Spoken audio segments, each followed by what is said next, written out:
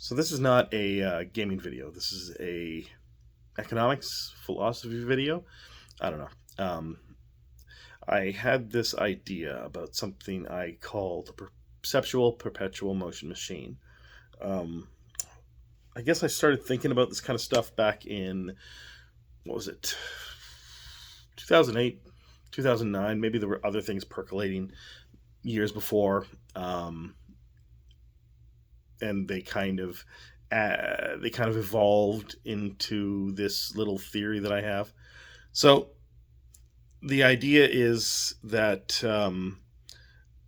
economics is a perpetual motion machine, but not in the strictest sense. It's a perceptual one, meaning that from the perception of humans, it's a perpetual motion machine, even though, if in fact there's no such thing as a perpetual motion machine because the laws of thermodynamics disallow it. But I guess to explain what I mean, the best example is the sun. The sun itself is not a perpetual motion machine, but from our perspective, it is, because none of us will live to see its death. None of us here right now, and maybe some humans will live to see the death of the sun, but probably our species will be extinct long before then. I don't know. But it has existed for, I don't know, was it 4 billion years, some give or take some, and it's been pumping out energy and sunlight, and this planet has collected from a ball of dust and then was slammed into by some other celestial object and then separated into the moon and the earth, and then eventually life came along and sunlight started beating down on that life, and plants converted that into energy. So this is the whole thing about perpetual motion machines, and the laws of thermodynamics is that you can't destroy anything, you can't create anything, but from our perspective you can.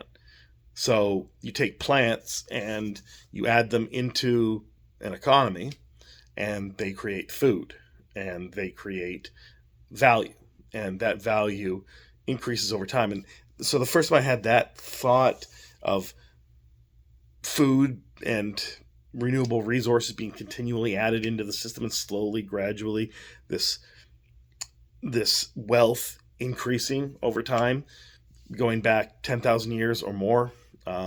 Well, 10,000 years with the advent of farming would be when the graph started to move a little bit. It probably just would have been almost a straight line if there had been no farming, no civilization, that sort of thing. So these have slowly been adding to the system, but it was an inefficient system, and also, didn't have the level of technology that we have today. So it barely, peaked upwards, and then famine and war and that kind of stuff would drop it down. So it took until the Industrial Revolution for that stuff to really take off. And now we're at this level of wealth that our ancestors could only have dreamed of. And one of the things that I missed, and I think maybe it was around 2014, 2015, when I realized what the other input was that is even more valuable, which is time. And so humans are, just like plants, are renewable resources. And just like plants, they come attached with time. But we can choose where our time is allocated, so we can actually use our time more efficiently than plants.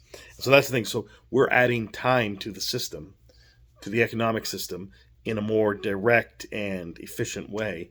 And that means that, we're growing maybe at a more exponential rate, maybe a more arithmetic rate, or whatever.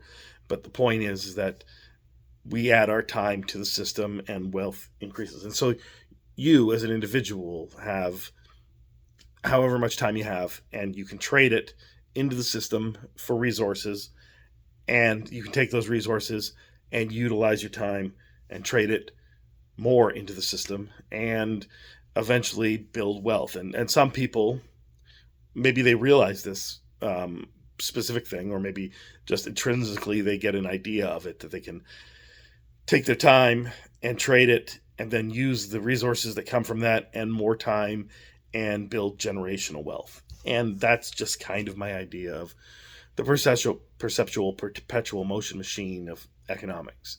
That we take the resources, the time, and we basically create wealth from a perception of our existence, right? So it's not actually creating wealth, it's just creating wealth from, it's as if you put down a like a granule of sugar in front of an ant, and to them that sugar magically appeared, but really that sugar came from somewhere, right? So that's kind of just this weird economic philosophical theory that I have about time and about perpetual motion machines and about perception.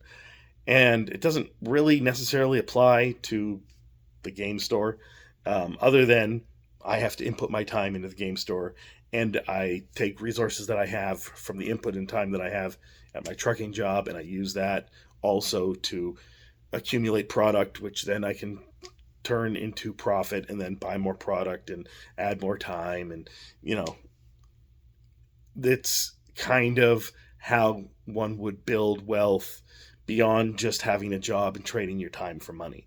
Money being one of the resources that you can trade your time for, but there are more resources that you can trade your time for. And, you know, there are people that are very successful that have figured out how to get the most resources out of their time. So that's just how I kind of view it now. And I don't know if that helps anybody, if you're thinking of opening a game store, if this idea of trading your time and using the resources and then, you know, using your time and resources together. So if that helps, let me know. If it went over your head, let me know. If it made no sense, also let me know. Thanks.